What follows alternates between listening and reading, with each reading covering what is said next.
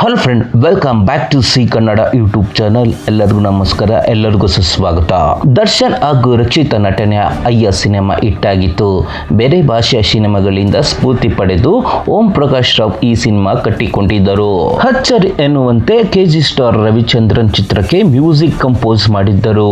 ಹಂಸಲೇಖರಿಂದ ದೂರಾದ ಬಳಿಕ ರವಿಚಂದ್ರನ್ ತಮ್ಮ ಸಿನಿಮಾಗಳಿಗೆ ತಾವೇ ಮ್ಯೂಸಿಕ್ ಮಾಡಲು ಆರಂಭಿಸಿದರು. ನಾನು ನನ್ನ ಹೆಂಡತಿರು ಚಿತ್ರಕ್ಕೆ ಮೊದಲ ಬಾರಿ ಟ್ಯೂನ್ ಹಾಕಿದ್ದರು.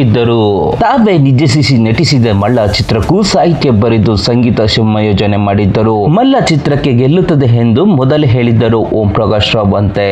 ಈ ವಿಚಾರವನ್ನು Keerthi a nut clinic YouTube channel ನಲ್ಲಿ ಸಂದರ್ಶನದಲ್ಲಿ ಅವರು ನೆನಪಿಸಿಕೊಂಡಿದ್ದಾರೆ. ಅಯ್ಯ ಚಿತ್ರಕ್ಕೆ ರವಿಚಂದ್ರನ್ ಸರ್ ಅವರಿಂದ ಮ್ಯೂಸಿಕ್ ಮಾಡಿಸ್ತೀನಿ ಅಂದಾಗ ಯಾರು ನಂಬಲಿಲ್ಲ. ಆದರೆ ನಾನು ಕೇಳಿದಾಗ ಅವರು ಬಂದು ಮಾಡಿಕೊಟ್ಟಿದ್ದಾರೆ ಎಂದು ಓಂ ಪ್ರಕಾಶ್ ರಾವ್ ಹೇಳಿದ್ದಾರೆ. ನಾನು ನಿರ್ದೇಶಿಸಿದ ಸಾವುಕಾರ ಚಿತ್ರದಲ್ಲಿ ರವಿ ಸರ್ ನಟಿಸಿದ್ದರು. ಬಳಿಕ ಮಲ್ಲ ಸಿನಿಮಾ ಬಂದಿತು. ಸಿನಿಮಾ ಬಿಡುಗಡೆ ಮುನ್ನ ಪ್ರೀಮಿಯಂ ಶೋ ಹಾಕಿದ್ದರು.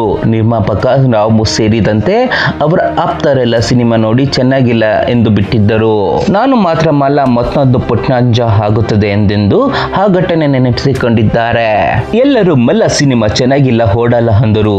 ನಾನು ಮಾತ್ರ ಸೂಪರ್ ಹಿಟ್ ಆಗುತ್ತದೆ ಎಂದು ಭವಿಷ್ಯ ನುಡಿದಿದ್ದೆ. ಈ ವಿಚಾರ ರವಿ ಸರ್ಗೂ ಗೊತ್ತಾಗಿತ್ತು. ಮುಂದೆ ನಾನು ಹೇಳಿದ್ದೆ ಸಿನಿಮಾ ಬ್ಲಾಕ್ ಬಸ್ಟರ್ ಹಿಟ್ ಆಗಿತ್ತು. ಹಾಗಾಗಿ ರವಿ ಸರ್ ಹಾಗೂ ನನ್ನ ನಡುವೆ ಒಡನಾಟ ಚೆನ್ನಾಗಿತ್ತು.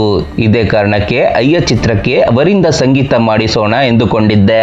ಯಾರು ನಂಬಿಲ್ಲ. ಅವರು ಬಂದು ಸಿನಿಮಾ ಚಿತ್ರ ಮ್ಯೂಸಿಕ್ ಮಾಡ್ತಾರ ಅಂದಿದ್ದರು. ಕೆಲಸಗಾರ ಕರೆದರೆ ಕನಸುಗಾರ ಬರಲ್ವಾ ಅಂದೆ. ನಾನು ಹೋಗಿ ಹೇಳಿದಾಗ ಸರಿ ನೋಡೋಣ ಬಿಡಿ ಎಂದಿದ್ದರು. ಅಯ್ಯ ಚಿತ್ರಕ್ಕೆ ರವಿ ಸರ್ ಒಳ್ಳೆ ಹಾಡುಗಳನ್ನು ಮಾಡಿಕೊಟ್ಟರು. ಕೊನೆಗೆ ಟೈಟಲ್ ಸಾಂಗ್ ಬಗ್ಗೆ ಚರ್ಚೆ ಶುರುವಾಯಿತು. ಏನು ಮಾಡೋಣ ಅಂತ ಕೇಳಿದರು. ಏನಿಲ್ಲ ಸರ್, ಸಬ್ದಬೇಜಿ ಚಿತ್ರದಲ್ಲಿ ಬಾರೋ ಬಾರೋ ಶ್ರೀಕೃಷ್ಣ ಬಾರೋ ಹಾಡು ಇದೆ, ಅದೇ ಸ್ವಲ್ಪ ರಿವರ್ಸ್ ಮಾಡಿದರೆ ಹೇಗಿರುತ್ತೆ ಹಾಗೆ ಬೇಕು ಅಂದೆ. ಅದೇ ಅಯ್ಯ ಟೈಟಲ್ ಸಾಂಗ್ ಆಯಿತು ಎಂದು ಓಂ ಪ್ರಕಾಶ್ ರಾವ್ ನಕ್ಕಿದ್ದಾರೆ. ಕತೆ ರೆಡಿ ಇಲ್ಲದೆ ಅಯ್ಯ ಸಿನಿಮಾ ಆರಂಭಿಸಿ ಬಿಟ್ಟಿದ್ವಿ. ದರ್ಶನ್ ಅವರು ಅಲ್ಲಿವರೆಗೆ ಪೊಲೀಸ್ ಆಫೀಸರ್ ಪಾತ್ರ ಮಾಡಿರಲಿಲ್ಲ. ಸರಿ, ಉತ್ತರ ಕರ್ನಾಟಕದ ಕತೆ, ದರ್ಶನ್ ಅವರ ಪೊಲೀಸ್ ಎಂದ ಕತೆ ಆರಂಭಿಸಿದ್ದೆವು. ಇಂಟ್ರೊಡಕ್ಷನ್ ಸೀನ್ ಶೂಟ್ ಕೂಡ ಮಾಡಿಬಿಟ್ಟಿದ್ದೆವು ಎಂದು ಓಂ ಪ್ರಕಾಶ್ ರಾವ್ ಹೇಳಿದ್ದಾರೆ. 10 ಸಿನಿಮಾಗಳಿಂದ ಕದ್ದು ಅಯ್ಯ ಸಿನಿಮಾ ಮಾಡಿದ್ದಾಗಿ ಒಪ್ಪಿಕೊಂಡಿದ್ದಾರೆ. ಫ್ರೆಂಡ್ಸ್, ಈ ವಿಡಿಯೋಗೊಂದು ಲೈಕ್ ಕೊಟ್ಟು ಹಾಗೆ ನಿಮ್ಮ ಅನಿಸಿಕೆ ಅಭಿಪ್ರಾಯವನ್ನು ಕಮೆಂಟ್ ಬಾಕ್ಸ್ ಅಲ್ಲಿ ಕಮೆಂಟ್ ಮಾಡಿ. ಯಾರು ನಮ್ಮ ಯೂಟ್ಯೂಬ್ ಚಾನೆಲ್ಗೆ ಸಬ್ಸ್ಕ್ರೈಬ್ ಆಗಿಲ್ಲ, ಸಬ್ಸ್ಕ್ರೈಬ್ ಬಟನ್ ಪ್ರೆಸ್ ಮಾಡಿ.